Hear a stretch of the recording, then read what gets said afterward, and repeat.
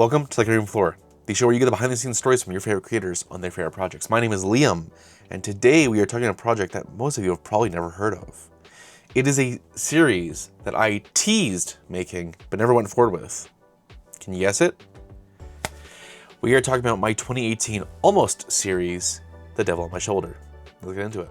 2018 is just 2 years, not even fully 2 years, into my career making YouTube videos. I'm fresh, I'm new, and I'm starry-eyed. I have made short films, but nothing crazy. And I'm ready to take my first step into making a series. That being said, I don't know the first thing about making a series. I am still in that mindset of aim up here, when realistically it's completely impossible, and not know how to bring it down to where I can do it. And that's exactly what The Devil on My Shoulder is. This is a 12-episode series that I originally made, and you guys can see it if you see the description of the video, which of course is in the description, for Storyfire. You know what that is? Let me do a little history of that. One of my big inspirations for when I made my channel, and in a lot of the content I made, was McJuggernuggets. After his Psycho series, he did a couple of miniseries, and then he did the Devil Inside series, which very heavily influenced and inspired The Devil on My Shoulder. In that series, Jesse is kind of taken over, and there's the evil character, the devil comes out, takes over, and season 1 especially, it's a lot of him destroying the relationships around him and all that. And like it's him destroying the relationships around him, but it's not actually him, but no one knows it's not him. That should make sense. That is very much inspirational for where I went with The Devil on My Shoulder, including the name. The Devil on My Shoulder, Devil Inside. They're similar. Different, but they're similar.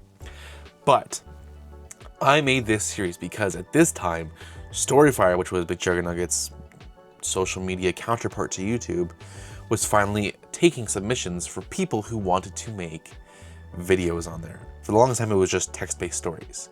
But they were finally opening up the ability for people to make videos. You had to apply, though. And that meant you had to apply with your show or your series with a little teaser, trailer, proof of concept, and then describe to them what it is. Hence, The Devil on My Shoulder little teaser trailer, which is just over a minute long of me sitting in my room. If you've not picked up on all the clues so far, this is the almost series, the series I never made, because I was not chosen. And I get it. Looking back, there's a lot of holes in it, especially in the write-up. Sit down and I can look through everything. I understand why I wasn't chosen. Looking at me in 2018, this is like March of 2018. I'm not even 15 yet. 2018 minus 2 years. I'm not even 16 yet. Do you really think a 15-year-old that generally has not done something like this before can take on the scope of this project? Then I thought I could. Now I don't think I could have done it. But that being said, I was not chosen, and it never went forward because I was saving it for Storyfire. I did get chosen for a Storyfire series later on, but that's for a different time and a different conversation. It was not The Devil on My Shoulder, though. But talking about this project, I only ever made, I think, 2 videos talking about The Devil on My Shoulder. One was the actual teaser trailer, and then the second one was announcing, not even directly related to it, but announcing something kind of related to Devil on My Shoulder for the channel. But starting with the trailer. This trailer featured me sitting in my room having a crisis, talking to a voice, rocking back and forth, just showing like I'm losing my mind, because the idea of the series is Liam as a character hears a voice. I wake up, I have head pain, and there's this voice in the back of my head. It's always this voice, and it's the evil voice. It's like you bump into somebody in the hallway and they say sorry, and he goes, hit them, or yell at them, or don't forgive them. And it just goes from there. It's, oh, you know, they're laughing at you.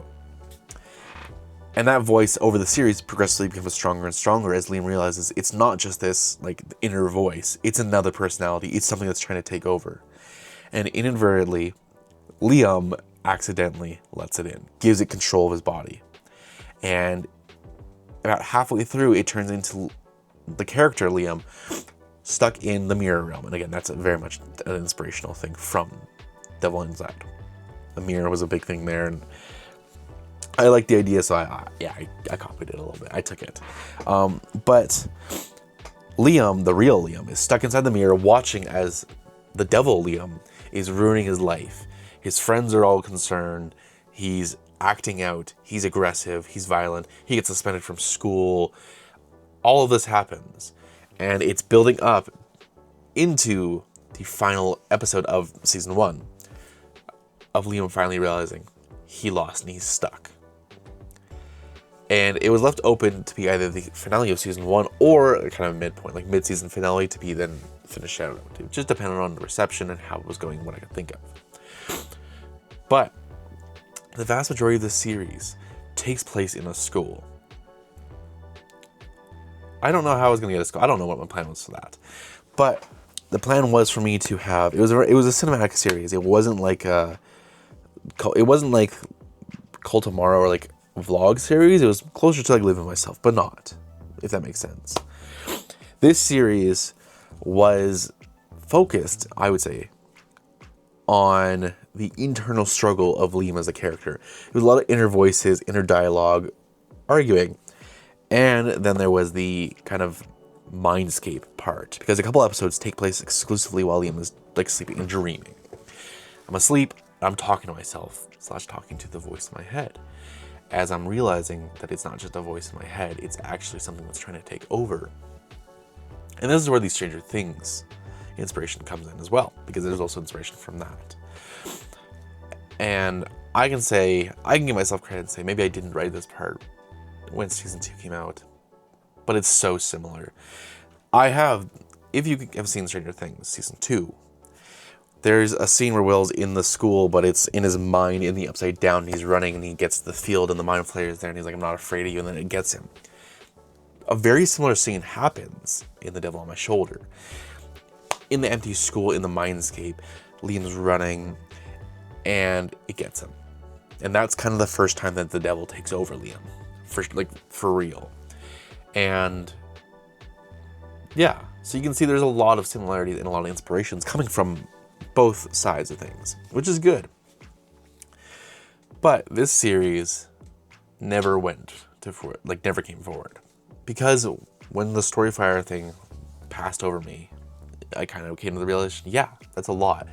And I don't know if I wasn't an actor enough then to do this. There was a big scene, there's actually a whole episode about Liam being tricked into a little, not intervention, but a meeting where all these people around him that the devil's been affecting are sitting there and they're talking at their feelings, and are you on drugs? What's going on? We can help you. Let us in. And Liam is having this really emotional kind of response to this, and then he shuts them all down and he leaves. And it's Devil Liam. I don't think I could have done that. Looking back, I think it's a cool idea, and it's a series that I could definitely take and turn into something now. But back then, I don't think that would have been something that would have come out. I think if I had made The Devil on My Shoulder in 2018, when the trailer came out and when I was really all in on that idea, if it had been picked up by Storyfire and I'd done it on there, or if I chosen to do it on YouTube, I don't think I'd be proud of it. I think it'd be a series I'd look back on as wasted potential. Similar to Campless. The original project had an idea, but it didn't have the skill. It didn't have the knowledge that I have now to execute it. And I think the same thing with Devil on My Shoulder. If I'd done it then, it would not be as good as I could do it now. And I would feel that, and that would taint my, memory of it and my impression. So, it's a series that I love, and I love the idea of it. I think it's really cool. And I have to say, I had a lot of fun filming it, but also not.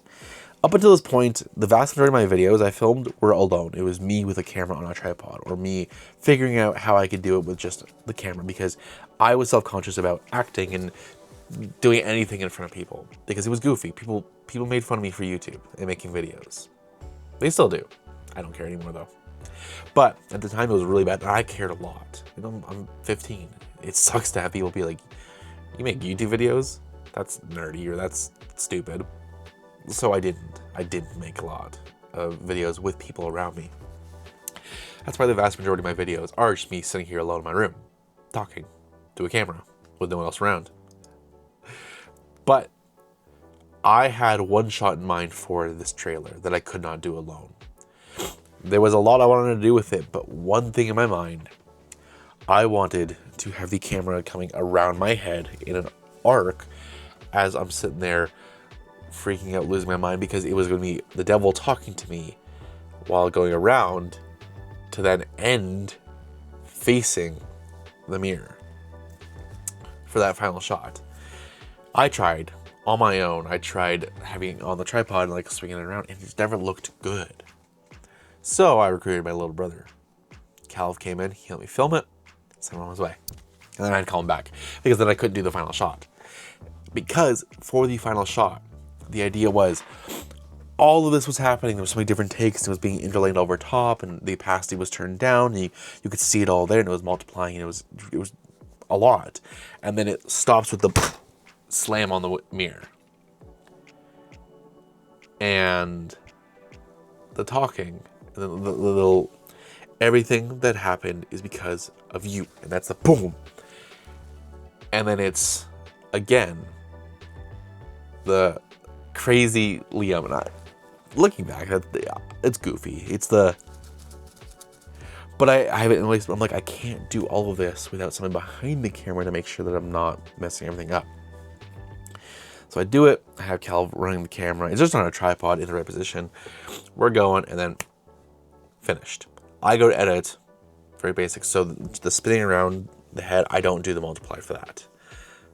I go, you know what, that's happening too much. Let's save it for the mirror because I want it to be a visual thing. Because in the actual series, the intended idea of when the devil was taking over was that happening. You would see the Liam spacing out, and then like suddenly would multiply and everything, and then boom, the devil personality would take over.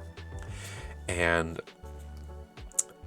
I was gonna have, you know, a little bit of makeup and do things purposefully to make me seem intimidating.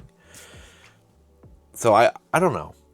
Is it a good concept trailer? Yeah, I think it's decent, especially for what I could do at the time. I don't think it does a great job showcasing what the series would be about, or how the series would go about being. And it's one of those things where I had this massive idea. I had so many characters in it. I was pitching this show without having anybody locked in. I didn't have a crew. I didn't have a cast. I had me wanting to make this. So if Starfire had said, yes, come make this series here, we want this series, the next step would be, hey Cameron, you want to be in a video series? Matthew, you want to be in a video series? Because if I made videos, it was a video, period. We'd move on, be a couple of weeks, a month before I'd ask again. This was going to take a lot of filming, which was not going to work out. So good thing that we didn't end up going forward with it. However, it is an idea that I could see coming back again. I will say, the idea of this split person, this evil personality and everything, it's a recurring idea in a lot of series that I write. In terms of content and creations that I've put out, multiply that by 10.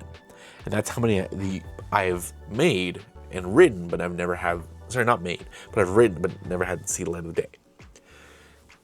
It's a lot of these ideas of this secondary personality are there. So, hey, at this point, it's bound to happen in some shape or form. Maybe not in The Devil on My Shoulder, but in a different way. It's going to come. Talking about the second video, though, because remember I said there was 2 videos on my channel that kind of focused on The Devil on My Shoulder. One was the direct trailer that I had to create to send in with my application. The second one is called New Banner, because I was so excited about this series and this idea that I commissioned Shy. Yes, the Shy that's been on the channel. He's an artist. I don't know if he still does art a ton, and it's not like he posts a lot, but I knew he did art. I know he did pretty good stuff, and he enjoyed watching my videos. He was one of those people that was encouraging me to keep making videos. Would be down to be in the videos, even though I never had my videos for the longest time. I asked him and I commissioned him to make me art for The Devil on My Shoulder because I was going full swing into advertising this. This is my next big thing. This was coming. And he made me this really, really cool picture of the devil in this foresty area. It was so cool. I don't have it anymore, but it was really cool. Sorry, let me clarify. I don't have it because I gave it back to him because he wanted to hold on to it. He didn't want to lose it. And I get that because it was really cool. But I made my banner on the channel, and that was what sat there for over a year. I put this there and then I moved on and forgot about it. But it was a cool visual kind of build up onto what I had done with The Devil on My Shoulder, that pitch. So this was a time when I was really starting to get into the creative, mindset. I wanted to make content that was I wanted to make storytelling content. I wanted to make something that was creative. I didn't want to just be making the vlogs, challenges. I wanted to start doing stuff. This is the period where Kevin became a character, where Campless and Rules of Survival and The Devil on My Shoulder, these things were happening. My mind was moving in that direction, moving away from the vlog challenge mentality into the storytelling mentality, which I think I've continued from that point and kept it going. And here we are today, sitting here talking about my projects, talking about my thoughts, and talking about what could have been and what almost was, and what could be. Anyways, that's the end of the 7th episode of The Cutting Room Floor. Let me know in the comments what you thought. Is this something, this idea, this series, something you would want me to revisit sometime in the future? This wasn't made, so who knows? Maybe The Devil on My Shoulder series comes out. Thanks so much for watching. Subscribe below if you have not already, and drop a like if you enjoyed the episode. Let me know in the comments what projects you want me to talk about next. As always, I love you guys to death, and do not forget to stay sweet, and I'll see you in another episode of this show or on this channel very, very soon.